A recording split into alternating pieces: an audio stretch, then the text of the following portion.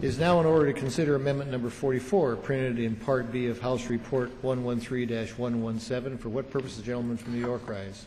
I have an amendment at the desk, Mr. Chairman. The clerk will designate the amendment. Part B, amendment number 44, printed in House Report number 113-117, offered by Mr. Gibson of New York. Pursuant to House Resolution 271, the gentleman from New York, Mr. Gibson, and a member opposed will each control 5 minutes. The chair recognizes the gentleman from New York. Well, I thank you, Mr. Chairman. And this is a bipartisan amendment addressing some underlying language in the bill pertaining to olive oil, advanced by my good friends from California and Georgia, and who are here today to defend and to advance their olive growers.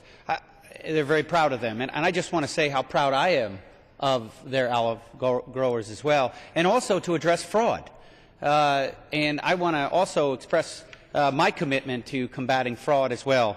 But regrettably, this underlying language misses the mark. In fact, it's going to significantly drive up costs.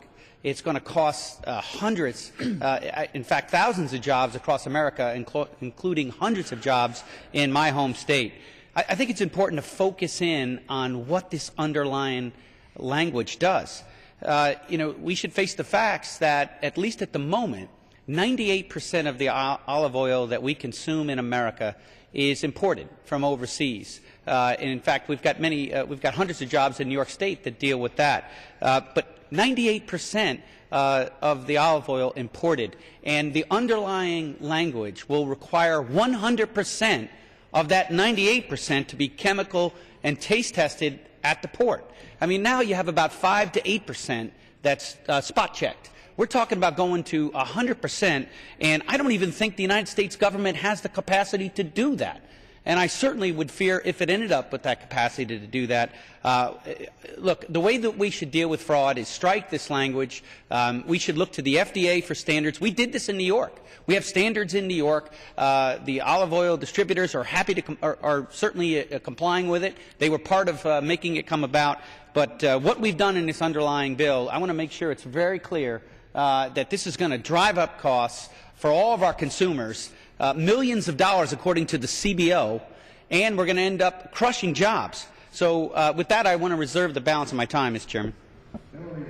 Time for what purpose does the gentleman from Oregon rise? Claim time in opposition of the amendment. The gentleman is recognized. Yield 2 minutes to the gentleman from California, please. Gentleman yields 2 minutes to the gentleman from California. Thank you, Mr. Chairman. After 3 debates in support of my colleague from New York, I find myself on the opposite side of this issue. We are in the process of developing a very viable American olive oil industry, one that has great potential. At the same time, that industry faces a question from the consumers about the quality of the oil that's available, both domestically produced as well as internationally produced. There have been numerous studies done that indicate that there is a lot of misrepresentation as to the quality and the nature of olive oil. This bill, the Farm Bill, simply establishes the opportunity for the creation of a marketing order that would eventually provide a farmer-oriented regulation of the quality and the type of olive oil that's going to be on the market. That would apply both to imported as well as domestically produced olive oil. The cost of this need not be as high as my colleague from New York suggests. It is probable and most feasible that the olive oil that's imported would be checked as to its quality and consistency at the point of export, certainly not at the retail, and probably not at the point of import. And this can be done. This is done in many, many products that are produced in America as well as imported. Quality controls, consumer awareness.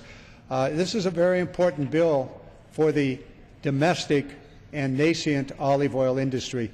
With that, I will yield back my remaining time. The time of the gentleman has expired. The gentleman from New York. At this time, I'd like to recognize my colleague, Mr. Meeks from New York, for 1 minute. The gentleman is recognized for 1 minute.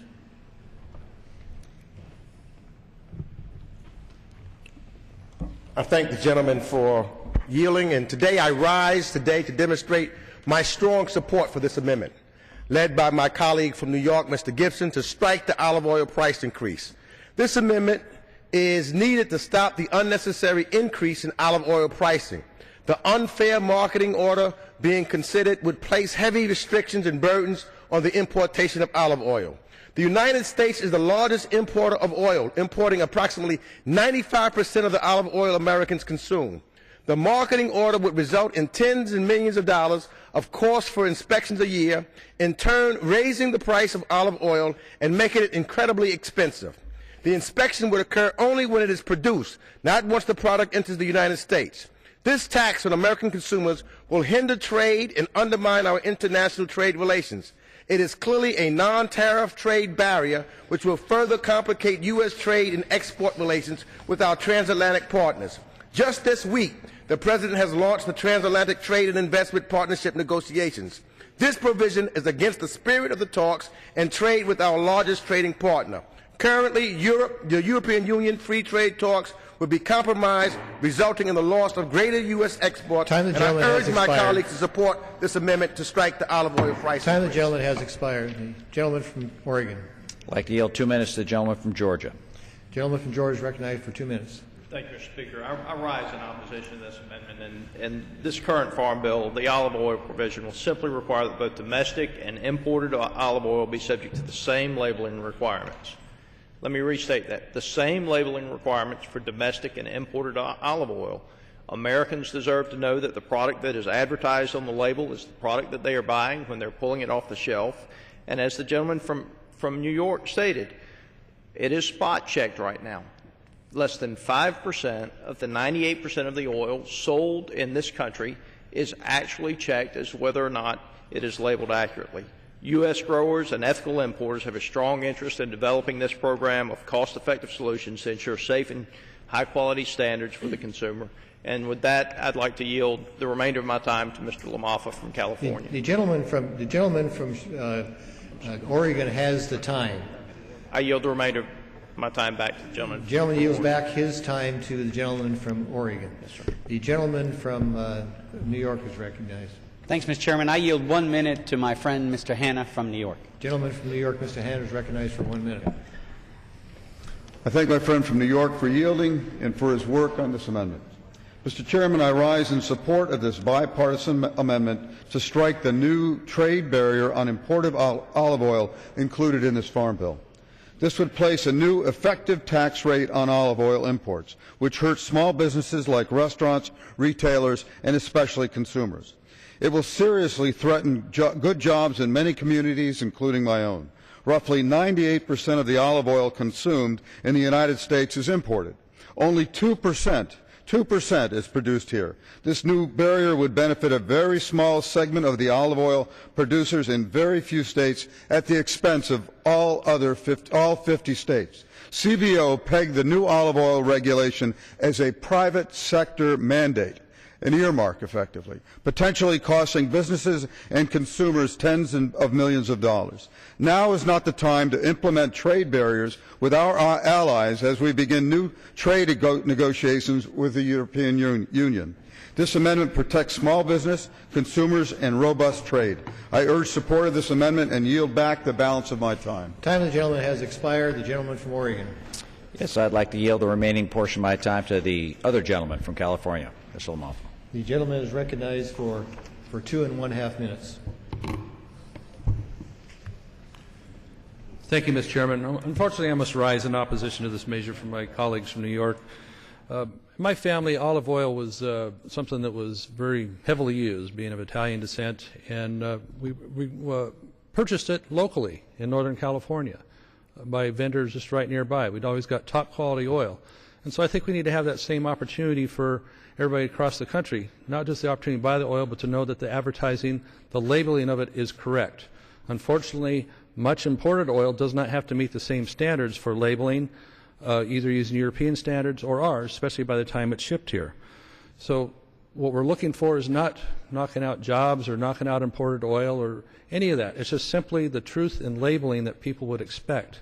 When a label says extra virgin, then what should be in that container should be extra virgin. So unfortunately, much of it by the time it gets here is rancid. people would like to know maybe if the label should say extra rancid. So this is not what we're after here, is causing problems for our friends that would like to bottle and market it, but more just the truth in advertising that's necessary. There shouldn't be anything to worry about if you're an importer if your oil is meeting that standard. Reasonable standards could be worked out for what the testing is. So let's move forward with blocking this amendment for today and instead allowing a good labeling standard to be in place for American olive oil users, whether it's domestic or imported. So I appreciate the opportunity to speak on this and ask for people to deny this amendment today. Thank you, Mr. Speaker. Mr. Chairman. The gentleman yields back the balance of his time to the gentleman from Oregon, the gentleman from New York. Mr. Chairman, can I inquire how much time I have remaining? The gentleman from New York has 1 minute remaining, and the gentleman from Oregon has 1 minute remaining and has the right to close. The gentleman from New York is recognized. I yield my last minute to my good friend from New York, Mr. Grimm. The gentleman from New York is recognized for 1 minute. Thank you, and I thank my colleague from New York. I respect my colleagues from California and from Georgia, but let's just stop the nonsense and call it what it is. I have a district that consumes more Greek oil and Italian oil than you can ever imagine, and it's not rancid. They don't have any problems. The producers here are the ones with the problems. Okay, the people buying it, the distributors, all the different restaurants that their costs would go up exponentially, they know good oil, and they haven't had a problem. There have been, of course, there's always going to be a problem in every industry, but this is nothing more than a multi-million-dollar earmark. So let's call it what it is. I respect the fact that they're sticking up for their states, but olives, just like oranges are tested, but we don't test orange juice.